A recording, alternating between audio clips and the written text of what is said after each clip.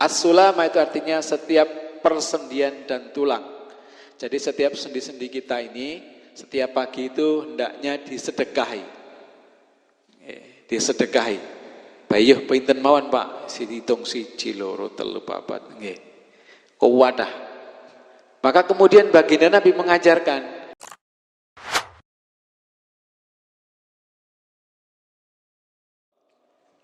kemudian hadis yang kedua yang 118. Saya bacakan. Bismillahirrahmanirrahim. An Abi Dzarri radhiyallahu anhu aidan anna Rasulullah sallallahu alaihi wasallam qala yusnihu ala kulli sulama min ahadikum sadaqatun fakulun tasbihatin sadaqatun wa kullu tahmidatin sadaqatun wa kullu tahlilatin sadaqatun wa kullu takbiratin sadaqatun wa amrun bil ma'rufi sadaqatun wa nahyun 'anil munkari sadaqatun wa yujzi'u min dzalika raka'atani yarka'uhuma minad duha rawahu Muslim. Ini mengajarkan tentang jalan-jalan kebaikan yang lain. Diriwayatkan dari Abu Dzar radhiyallahu anhu bahwa Rasulullah sallallahu alaihi wasallam bersabda, setiap pagi tiap ruas anggota tubuh salah seorang di antara kamu sekalian harus dikeluarkan sedekahnya. Setiap tasbih adalah sedekah, setiap tahmid adalah sedekah, setiap tahlil adalah sedekah, setiap takbir adalah sedekah, amar ma'ruf sedekah, nahi mungkar sedekah, dan cukuplah semuanya itu dengan 2 rakaat salat duha. Hadis riwayat Muslim nomor 720. Jamaah yang dimuliakan oleh Allah, ala kulli sulama, tiap ruas anggota tubuh itu harus, kata ala itu dalam bahasa Arab berfungsi untuk menunjukkan hukum wajib. Namun dalam konteks hadis ini berfungsi untuk memperkuat hukum sunnah. As-sulama itu artinya setiap persendian dan tulang. Jadi setiap sendi-sendi kita ini setiap pagi itu hendaknya disedekahi. Disedekahi.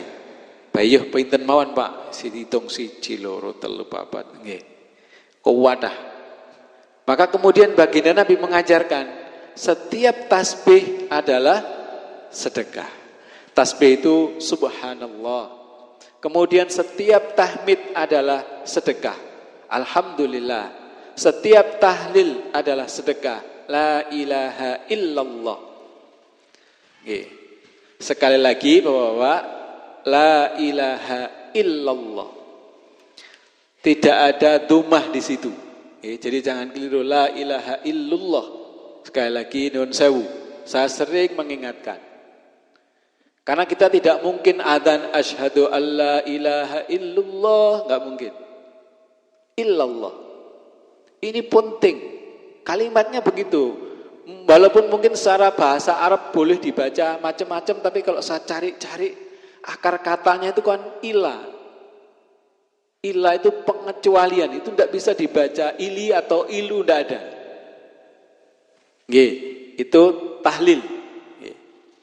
Jadi kadang kita nun sewu saking menikmatnya, saking menikmatinya terus ucapan itu dengan seharusnya itu berubah ira kroso.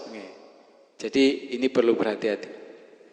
Setiap takbir adalah sedekah. Takbir adalah Allahu Akbar. Kemudian amar ma'ruf, amrun bil ma'ruf adalah sedekah. Wa nahyun 'anil munkar adalah sedekah. Yujzi'u, cukuplah. Ya, ini mencukupi pahala dari semua yang disebutkan tadi. Yarka'uhuma, 2 rakaat minat duha. Cukup dengan sholat duha 2 rakaat. Jadi untuk sedekah persendian yang sekian banyak itu tadi, kata baginda Nabi, cukup dengan sholat duha 2 rakaat. Salat duha niku pinten rakaat Pak? Minimal 2, maksimal 8 rakaat.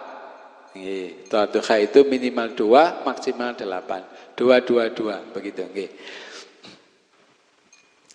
Loro oleh bareng 2 rakaat boleh, minimal 2. Dan itu mencukupi untuk sedekah seluruh persendian tadi.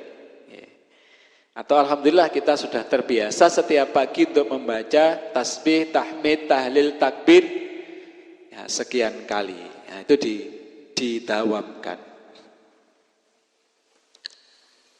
Masih pinten menit? 8 menit nggih.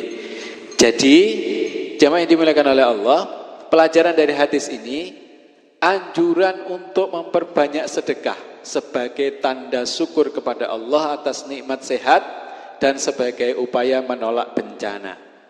Jika tidak mampu dengan perbuatan, maka bersyukur kepada Allah dengan ucapan, yaitu senantiasa berzikir kepada Allah, mensucikannya, mengagungkan, mengesahkan dan memberi nasihat dalam agamanya.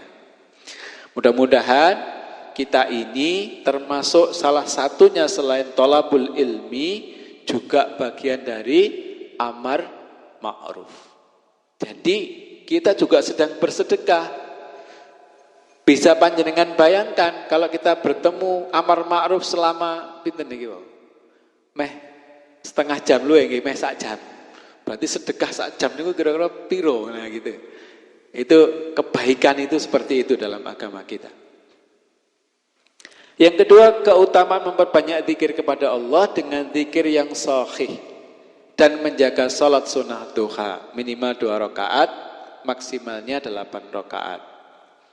Sementara waktunya adalah sejak waktu terbitnya matahari dan yakni kira-kira setinggi tombak. Ya, setinggi tombak niku saniki men wangel diukur tombak. Kok ndelok jam niku duha, berarti menuai duha. Nggih, karena sudah di napa menika didigitalkan. Kalau dulu tombak niku ditekne, bayangannya sudah hampir sama dengan tingginya atau sama dengan tingginya, berarti sudah masuk waktu duha. Sampai menjelang zuhur. Nah, itu boleh salat duha.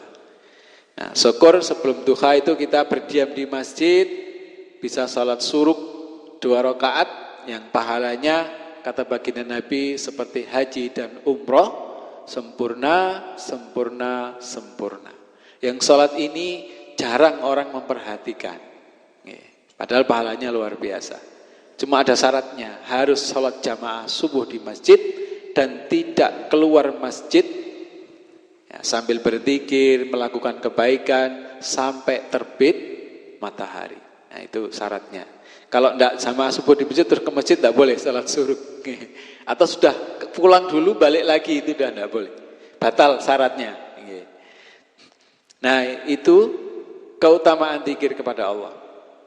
Yang ketiga, sedekah dan infak kepada orang yang mampu mengelolanya adalah lebih baik. Ya, jadi kalau kita bersedekah kepada orang yang kira-kira bermanfaat betul, itu lebih baik daripada kepada orang yang kira-kira manfaatnya kurang.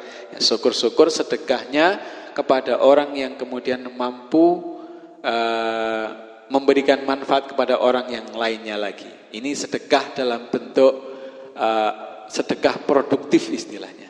Ya, jadi memberikan pekerjaan atau membuka lapangan kerja bagi orang yang kesulitan mencari pekerjaan, itu namanya sedekah produktif. Jamaah yang dimuliakan oleh Allah, mudah-mudahan apa yang kita bahas malam hari ini menjadi pembuka cakrawala kita, pencerahan bagi kita bahwa amal kebaikan, pintu-pintu kebaikan itu dibuka begitu lebar oleh Allah Subhanahu wa taala. Sehingga kita tidak usah ribet, tidak usah ribut. Ketika kita mampu melakukan sesuatu kebaikan, orang lain belum mampu melakukan itu, jangan dicela. Atau ketika orang lain melakukan kebaikan dan kita belum mampu, jangan berkecil hati. Banyak sekali pintu-pintu kebaikan yang bisa kita kerjakan, dan semua itu adalah anjuran dan tuntunan dari baginda Nabi Muhammad sallallahu alaihi wasallam. Mudah-mudahan kita diberikan kekuatan oleh Allah Subhanahu wa taala, hidayah, inayah, taufiknya, sehingga setiap kebaikan yang kita tahu mampu kita lakukan dan kita amalkan dengan keikhlasan menjadi pahala kita di sisi Allah Subhanahu wa taala. Dan mari amar ma'ruf nahi mungkar itu kita lakukan dengan sebaik-baiknya, dengan saling mengingatkan, saling mencerahkan, bukan dengan kebencian tetapi karena kita mencintai kebaikan itu. Mudah-mudahan itu menjadi sarana kita untuk menghadap Allah dengan keadaan yang terbaik. Dan insya Allah mudah-mudahan kita istiqomah sampai akhir hayat kita, sehingga ketika kita menghadap Allah dalam keadaan husnul khatimah. Amin ya rabbal alamin. Mari kita tutup perjumpaan kita malam hari dengan hamdalah, alhamdulillahirabbil alamin. Kita sempurnakan dengan doa penutup majelis. Subhanakallahumma wa bihamdika asyhadu an la ilaha illa anta astaghfiruka wa atubu ilaik. Kurang lebihnya mohon maaf. Wallahul muwafiq ila aqwamit thariq. Wassalamualaikum warahmatullahi wabarakatuh.